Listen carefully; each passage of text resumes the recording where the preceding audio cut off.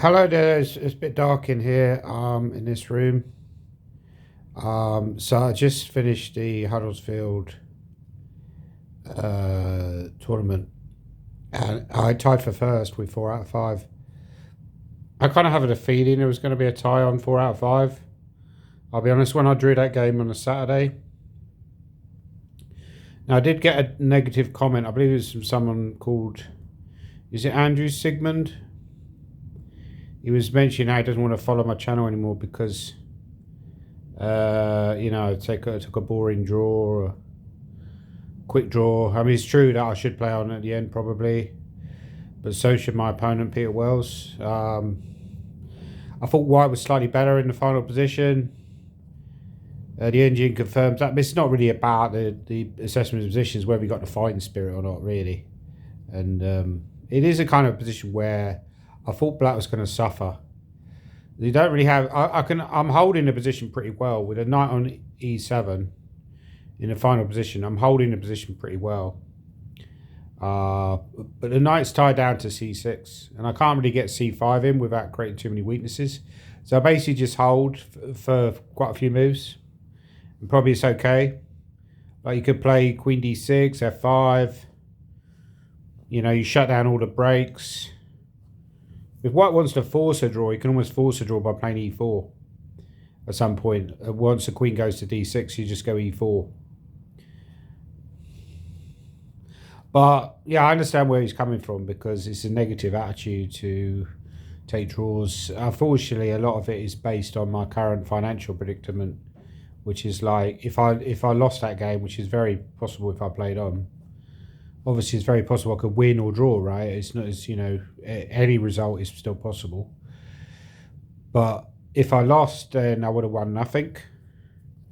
And sometimes I get these comments from people. I'm not saying that was the case here, but I get these comments from people who are in a much better financial position. You put yourself in my shoes. Now, I know I shouldn't be in this situation, but I am. Where I'm a chess professional who, if I don't win the game, I've got no money. Now, unfortunately, that's the reality of the situation. So if I lose the game, I've got no money. Now, win it or draw, I do get some cash back for a draw. It's a bit like a Hastings, right? It's very easy to say when you got debts and, maybe I need to cut down on my expenses, need to improve my financial situation. It's a very tricky situation. Some of the other games were quite dramatic in that round.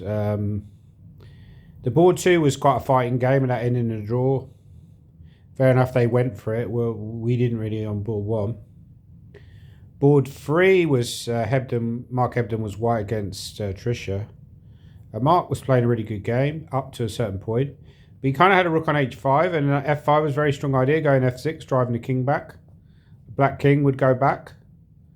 But he's kind of combined plans because he went like rook to h7, rook takes h7 maybe, and then he went f5, which allowed the king to go to f6. Then it got very confusing because the king started running up the board. I think when you're older, it's very difficult to play 2 games a day. You get tired. Like, I'm finding that myself, and I'm 48. So how is it for these 60-year-olds? It must be near borderline impossible. I don't think 2 rounds a day is any good.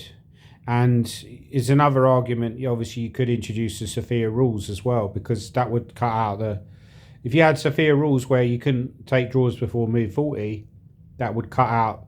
I wouldn't even have the chance to take a draw against Peter Wells in that position, and he wouldn't be able to offer it either. So that's another possibility.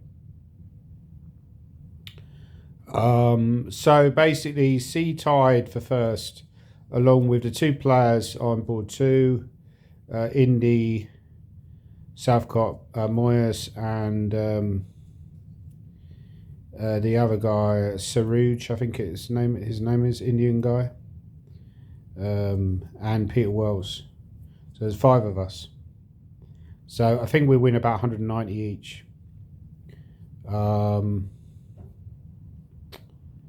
So yeah, that's not bad. 190 is a nice payout. But it could have been 500, obviously, if I'd have had the balls to play on. So maybe I need to... If somebody could send me a book on bravery or guts or whatever. I just read a biography on Churchill, so I should really be in that frame of mind. But somehow it's difficult sometimes to be brave when you're in that situation where I lose. If you lose, it's like a horrible experience because you end up with nothing. Also, the game on board 4, I believe it was, Nigel Davis was an interesting battle. He's playing against a guy I played in round 2, Swedish player. And that was a big battle, actually. But Nigel was winning. But again, I think he probably got very tired because he started making some strange mistakes in the rook and pawn endgame. It's funny when it's very easy, though, when you're looking at these games with the engine because the engine just saying that black's completely winning, win. This wins. And then it's showing these like simple ways for white to draw. But it's the engine, right? So it makes us look like patzers when the game wasn't that bad. But you look at it with the engine and it just says, well, white could draw easily with this move. This is 0.00. And then he blunders and it's like back to -4 point. And then black is winning with his rook a1 move. But then he blunders and it's back to 0.00 again. But it's very easy with the engine. Like these ideas aren't that simple for human players. So I might analyse that game for an article because that was a really interesting and, rook and pawn endgame. It was a very kind of instructive rook and pawn endgame. You've got to study your endgames, guys. It's how you get better. You got to be good technically because a lot of players are one-trick ponies. If they don't hit in the opening or in the middle game, they're all at sea. So I'm trying to get better technically. That way you don't have as much pressure on yourself in the middle game.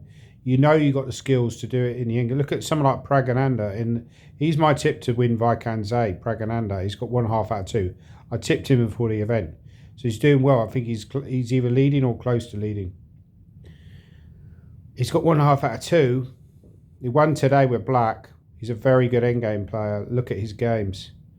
That will give you a long career if you're a good endgame player. Anyway, I'm delighted to have won a tournament. So I count it as a tournament victory. I got 1 out of 1 so far. The tournaments I played in 2000, well, Hastings I did, but that started last year, so I don't count that as technically as a tournament in 2025. This one was, and it's a victory.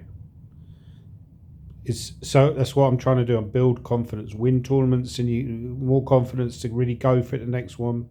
Just go all in. I could have won Hastings as well. I had a chance in the last round. I could have won that tournament.